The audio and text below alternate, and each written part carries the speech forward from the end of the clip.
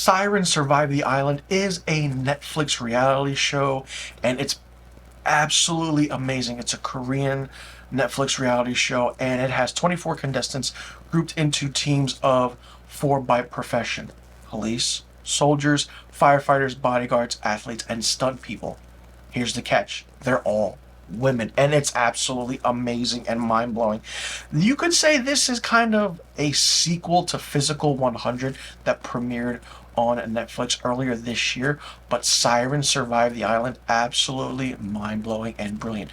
The first episode is over an hour long, but any other pertaining episodes after that, which is 10 episodes in total, come out to 50 to 60 minutes long. And I believe 45 minutes is the shortest episode.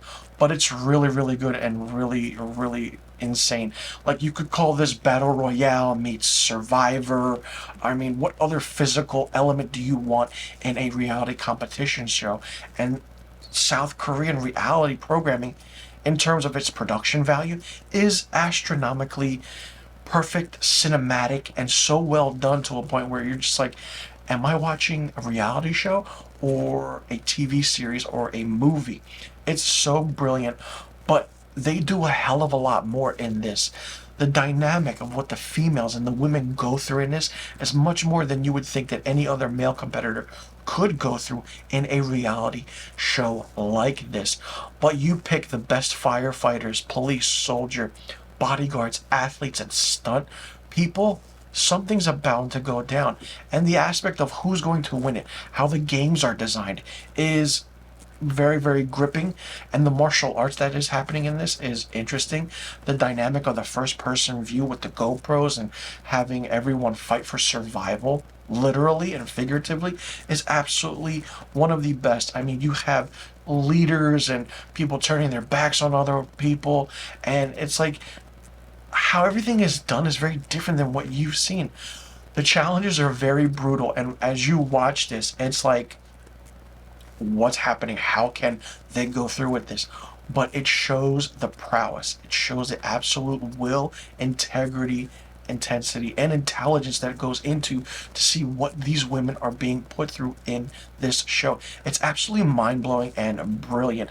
And watching a show like this always is good because the story of these 24 badass fucking women is amazing. You get a glimpse into an alternate kind of reality, a little bit of their, life story and everything like that, but it also is very suspenseful. It's even tragic at times, but then you're like, oh, wow. And, but when you assess the situation of how everything happens in this show, it's very interesting. It's really forefront. And of course, Squid Game was a scripted narrative. It's, doesn't happen. But with this, it's like, okay, what's the payoff in the end? What does the person who wins, what does the victor get, and what is the victory, and who's going to win at the end? Is it the police? Is it the soldiers? Is it the firefighters? Is it, who's going to win? And in certain aspects of legal maneuvers and how everything is done, it's mind-blowingly brilliant, and it changes how everything happens. There is no on-screen host at all. There's no someone comes out like, this is Siren, survive the island. There's nothing. We just get right into it, and has the briefest and the smallest minute explanations of the rules, what happens, and even the contestants. You're like, wow, you think that person's going to win, this person's going to win. But when they put them in teams, you're like, okay.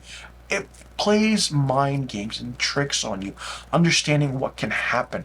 I mean, I've had a lot of great feedback from my South Korean YouTube subscribers who've wanted me to do a review of this show, and here I am reviewing it now because I was blown away by this. I did a reaction to the trailer. I'll leave a link to that in the description box below. You can check that out. But it's just absolutely great. I mean, you have friends, coaches, you have, allies and enemies.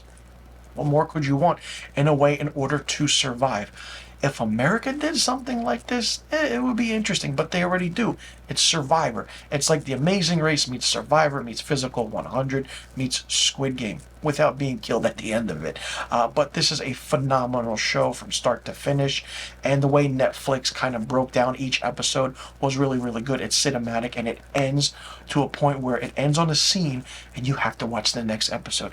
It grabs you by that much, and it just doesn't let go until the final episode when you find out who wins, which team wins, and it's absolutely, oh god, I had a fun time watching this. Hopefully there's a second season and there's different competitors of different police, soldiers, firefighters, bodyguards, athletes, and stunt people, and the team that won, like, make them come back and compete against these new people to see if they can still be that, champion victor at the end of everything. For me, Siren survived the island. The South Korean Netflix reality show gets 5 out of 5 stars. Let me know in the comment section below what you thought about this South Korean reality show. Did you like it? Did you not like it? What did you think of it? Did you like the aspect of how everything was done? Do you think this is the best Korean reality show you've seen? If it's not, let me know what it is in the comment section below. And who was your favorite athlete? Who was your favorite team? And did you think that the right team won in the end? Let me know in the comment section below about all the questions I just asked. And be sure you click that subscribe button and hit that notification bell for new review videos on my channel. I'll see you all in the next review video. And thank you for tuning in. 감사합니다.